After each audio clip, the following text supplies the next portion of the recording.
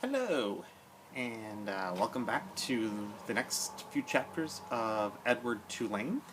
We are in chapter 7, so if you remember, Edward is a China rabbit, and when we left off, he was on a boat with Abilene, who is the girl who kind of owns him, and her parents, and Amos and Martin were two boys that kind of grabbed Edward and were tossing him back and forth, and Abilene kind of ran after him and punched him in the gut.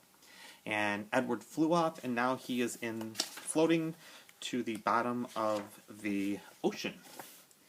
So there's kind of a picture of that right there, of him floating down in the China rabbit. Doing that. So chapter 7. He told himself that certainly Abilene would come and find him.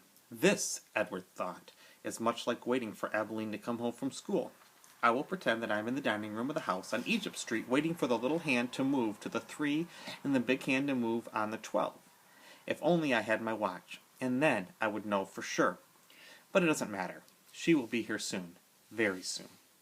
Hours passed, and then days, and weeks, and months. Abilene did not come. Edward, for lack of anything better to do, began to think.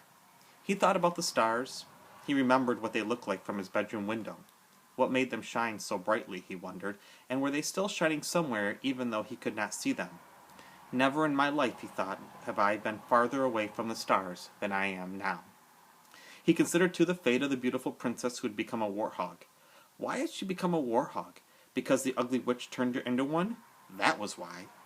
And then the rabbit thought about Pellegrina. He felt in some way that he could not explain to himself that she was responsible for what had happened to him. It was almost as if it was she, and not the boys, who had thrown Edward overboard. She was like the witch in the story. No, she was the witch in the story. True, she did not turn him into a warthog, but just the same, she was punishing him, although for what, he could not say.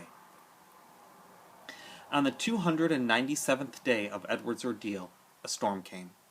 The storm was so powerful that it lifted Edward off the ocean floor and led him in a crazy, wild, and spinning dance. The water pummeled him and lifted him up and shoved him back down. Help! Thought Edward. The storm, in all its ferocity, actually flung him all the way out of the sea, and the rabbit glimpsed for a moment the light of an angry and bruised sky. The wind rushed through his ears. It sounded to him like Pellegrina laughing. But before he had time to appreciate being above water, he was tossed back down into the depths. Up and down, back and forth he went until the storm wore itself out, and Edward saw that he was beginning again his slow descent to the ocean floor. Oh, help me, he thought. I can't go back there. Help me. But still, down he went. Down, down, down. And then suddenly the great wide net of a fisherman reached out and grabbed the rabbit. The net lifted him higher and higher until there was almost an unbearable explosion of light, and Edward was back in the world, lying on the deck of a ship, surrounded by fish. "Hey, what's this?" said a voice. "Ain't no fish," said another voice. "That's for sure." The light was so brilliant that it was hard for Edward to see, but finally the shapes appeared out of the light and then faces, and Edward realized that he was looking up at two men, one young and one old. "Looks like some toy," said the grizzled old man, and he bent and picked Edward up and held him by his front paws, considering him. "A rabbit, I reckon. It's got whiskers, and rabbit ears, and the shape of rabbit ears at least." "Yeah, sure, a rabbit toy," said the younger man, and he turned away. "I'll take it home to Nellie. Let her fix it up and set it right to rights. Give it to some child." The old man placed Edward carefully on a crate, positioning him so that he was sitting up and could look out at the sea. Edward appreciated the courtesy of this small gesture, but he was heartily sick of the ocean and would have been satisfied never to set eyes on it again. "There you go," said the old man. And as they made their way back to shore, Edward felt the sun on his face and the wind blowing through the little bit of fur left on his ears, and something filled his chest, a wonderful feeling. He was glad to be alive. "Look at that rabbit," the old man said.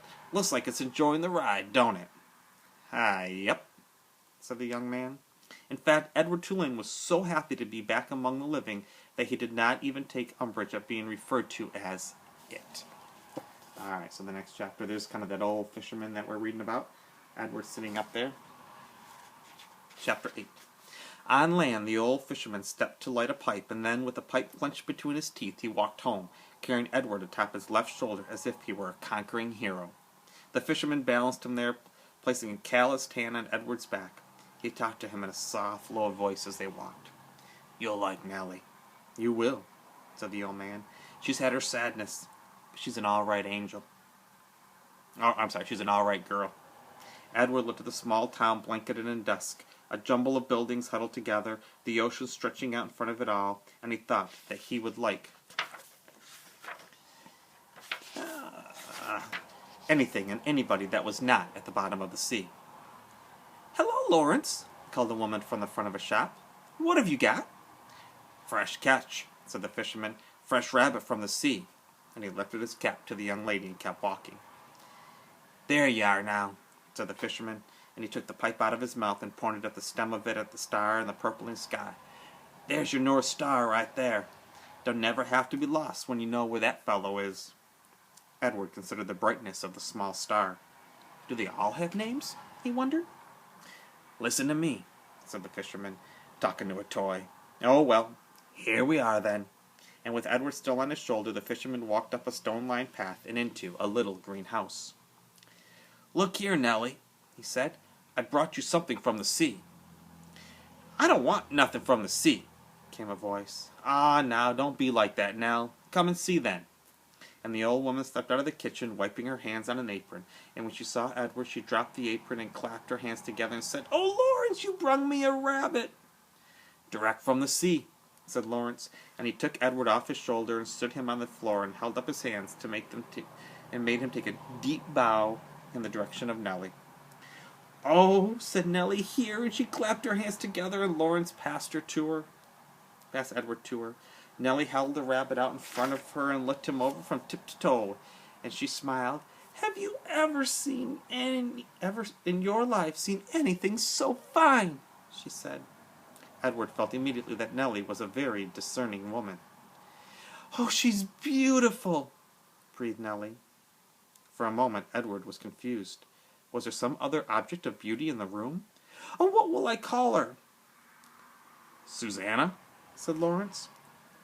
"Just right," said Nellie. "Susanna," and she looked deep into Edward's eyes. "First off, Susanna, you will need some clothes, won't she?" So obviously, there's Nellie and there's Lawrence there, and Nellie's a little confused, and Edward kind of thought that when he said, "Was there some other object of beauty in the room?" because she referred to him as a she. So chapter 9. So here's what has become of Edward. And so Edward Tulane became Susanna. Nellie sewed several outfits for him, a pink dress with ruffles for special occasions, a simple shift fashioned out of a flower-covered cloth for everyday use, and a long white gown made of cotton for Edward to sleep in. In addition, she remained his ears, stripping them of the few pieces of fur that remained and designing him a new pair. "Oh," she told him when she was done, "you look lovely." He was horrified at first. He was, after all, a boy rabbit. He did not want to be dressed as a girl. And the outfits, even the special occasion dress, were so simple, so plain, they lacked the elegance and artistry of his real clothes. But then Edward remembered lying on the ocean floor, the muck in his face, the stars so far away, and he said to himself, "What difference does it make, really? Wearing a dress won't hurt me." And besides, life in the little green house with the fisherman and his wife was sweet. Nellie loved to bake, and so she spent her day in the kitchen. She put Edward on the counter and leaned him up against the flour canister and arranged his dress around his knees. She bent his ears so that he could hear well. And then she set to work, kneading dough for bread and rolling out dough for cookies and pies. The kitchen soon filled with the smell of baking bread and with the sweet smell of cinnamon and sugar and cloves. The windows steamed up, and while Nellie worked, she talked. She told Edward about her children, her daughter Lolly, who was a secretary, and her boys, Ralph, who was in the army, and Raymond, who died of pneumonia when he was only 5 years old. "He drowned inside of himself," said Nellie. "It's a horrible, terrible thing, the worst thing to watch somebody you love die right in front of you and not be able to do nothing about it. I dream about him most nights." Nellie wiped her tears with the back of her hands. She smiled at Edward. "I suppose you think I'm daft talking to a toy, but it seems to me that you are listening, Susanna." and Edward was surprised to discover that he was listening. Before, when Abilene talked to him, everything had seemed so boring, so pointless. But now the stories Nellie told struck him as the most important thing in the world, and he listened as if his life depended on what she said. It made him wonder if some of the muck from the ocean floor had gotten inside his china head and damaged him somehow. In the evening, Lawrence came home from the sea, and there was dinner, and Edward sat at the table with the fisherman and his wife. He sat in an old wooden high chair, and while at first he was mortified, a high chair, after all, was designed for babies, not for elegant rabbits. He soon became used to it. He liked being up high, looking out over the table instead of staring at the tablecloth as he had at the Tulane household. He liked feeling like a part of things. And every night, after dinner, Lawrence said that he thought he would go out and get some fresh air, and that maybe Susanna would like to come with him. He placed Edward on his shoulder, and as he had that first night when he walked him through town, bringing him home to Nellie. They went outside, and Lawrence lit his pipe and held Edward there on his shoulder. And if the night was clear, Lawrence said the names of the constellations one at a time. Andromeda, Pegasus, pointing at them with the stem of his pipe. Edward loved looking up at the stars, and he loved the sounds of the constellation names. They were sweet in his ears. Sometimes, though, staring up at the night sky, Edward remembered Pellegrina. She saw again her dark and glowing eyes, and a chill would go through him. Wardogs, he would think. Witches. But Nellie, before she put him to bed each night, sang Edward a lullaby song. A song about a mockingbird that did not sing, and a diamond ring that would not shine, and the sound of Nellie's voice soothed the rabbit, and he forgot about Pellegrina. Life, for a very long time, was sweet. And then Lawrence and Nellie's daughter came for a visit. And we'll stop right there.